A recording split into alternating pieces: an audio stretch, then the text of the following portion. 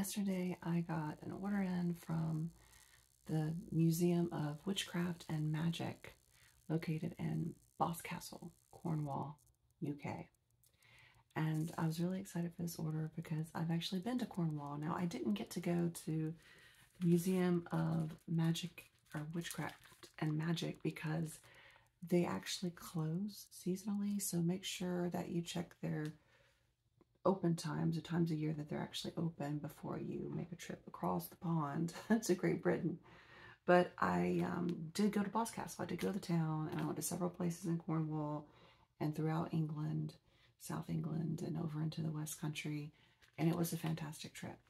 So I made an order because now they are shipping to the United States, and I just want to talk about a couple of the books I got. And I got 3 books this time, 3 books. I got this pewter necklace, which is willow twig pentagram. And that's what it's called. It's like a little wood twig. So it's a pentagram that looks like a wooden handmade one. And it's pewter. And it's it is lightweight. That was a really good price. All their stuff is very reasonable. Shipping is pricey, but you know, you are actually buying authentic stuff from Cornwall and British authors. This was actually made in Cornwall. This was locally made there. So if you want to support people who are like you, or the Museum of Witchcraft and Magic, which is just a fantastic place to support anyway, as it, you know, really holds together a lot of the history of witchcraft and horrible things that happened to people who were witches and those who were accused of being witches rather. I just want to start by talking about, I did get a print, but I'm not going to show the print. I showed on Instagram, so go to my Instagram, but it was a print of the coastline of Cornwall of Boscastle. It's beautiful. Again, that's on Instagram. I also did Instagram. I did Instagram Live last night, right after I unboxed this. So all of these 3 books that I actually ordered from the museum are actually from the same author. Her name is Gemma Gary, and I actually had her Cornish Witchcraft. That's what's called, Cornish Witchcraft. I ordered that book actually, gosh, over a decade ago, and read it over a decade ago. I had to order it though from someplace in the UK, and I forget. I think it may have been the actual publisher I ordered it from, but you may want to check her out and I'll link the website at the museum's website, and I'll link that. But Gemma Gary, I got the Black Toad, Silent as the Trees. This is about Devonshire witchcraft, folklore, and magic. So this is Devonshire, like English witchcraft in particular. The Black Toad is West Country Witchcraft and Magic. That's the subtitle. And then this one was really interesting. The Devil's Dozen. This was 13 craft rites of the old one. And that's by her as well. Now, I'm going to have to put on my glasses to read these. This one I didn't buy from Boscastle. I actually had found this one online, but it's a UK author. She is actually a witch associated. She founded Friends of the Museum of Witchcraft and is vice president of the Pagan Federation. So she is actually from that area of the world.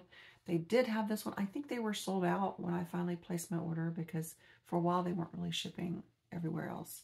But they are shipping now to the United States, and I just love sea magic. So, and again, I just got this one too. I had ordered it from Amazon though, but you can get it from Boscastle Museum of Witchcraft and Magic.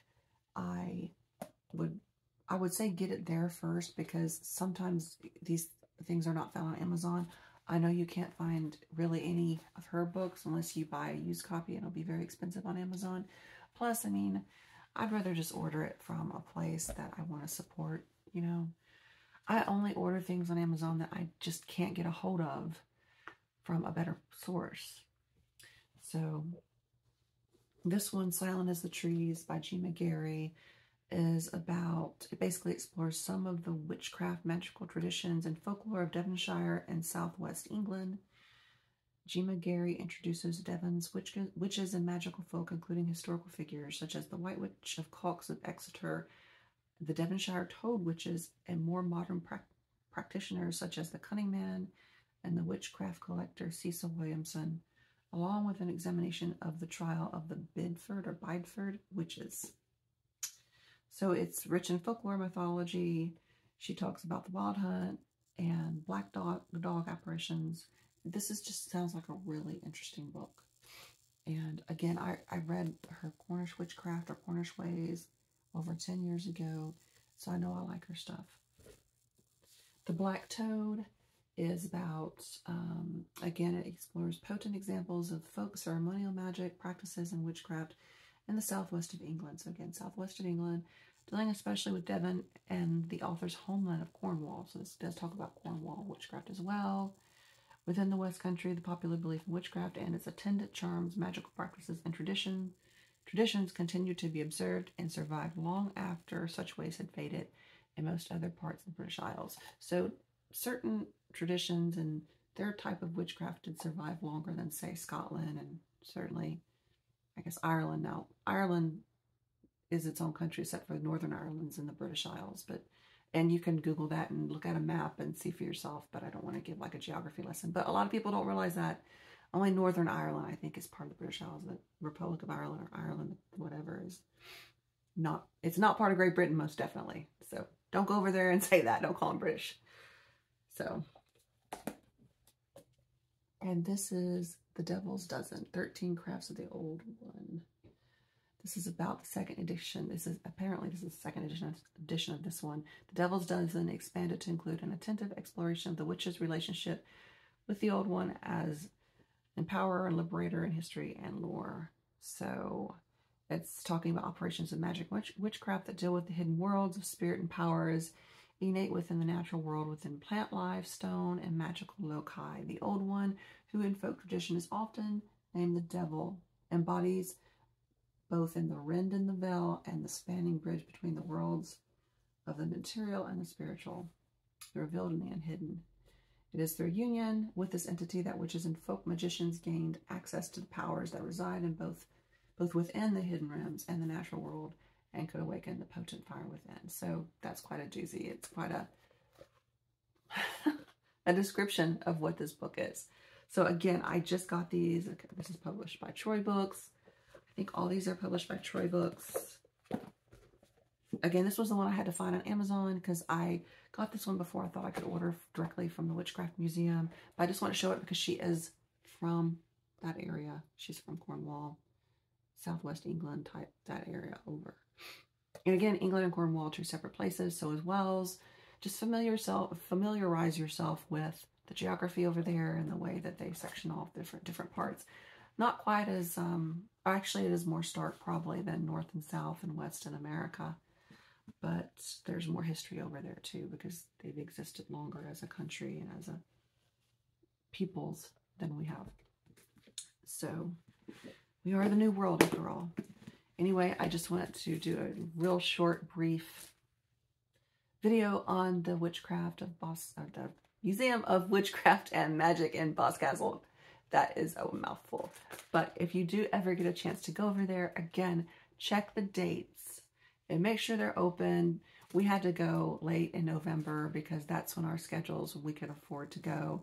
We had to work, so we didn't get to go until later on November. And I do know that they close, I think it's after Halloween or after Samhain. It's a beautiful place. Cornwall is gorgeous. We went to Tintagel, which is the legendary birthplace of Morgan Le Fay. I love Tintagel. There's just no other place that's quite as magical. Glastonbury was really neat too. We went to Glastonbury tour. We saw the Chalice Well, Stonehenge. We also went around that part of west part of England over into Cornwall. So we did get to see Bath and spend a night in Bath. But you know, that area of the UK is just really beautiful. It's not an area that people really talk about a lot, but it's worth going and seeing if you're drawn to this stuff, or you just think you love that culture or that type of the legends and the lore from that part of the world.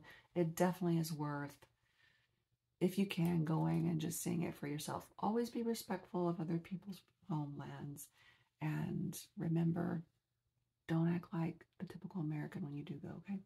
Because Americans have a bad reputation. I've traveled enough to know this. Anyway, I'm going to show you this little symbol. It's so pretty, but it came really well wrapped, really secure, and apparently it's just, again, this was made in Cornwall, and I really like supporting this place, and I hope you guys will as well. I'll put their website in the description below, and I hope you have a fantastic day, and check out the Museum of Witchcraft and Magic.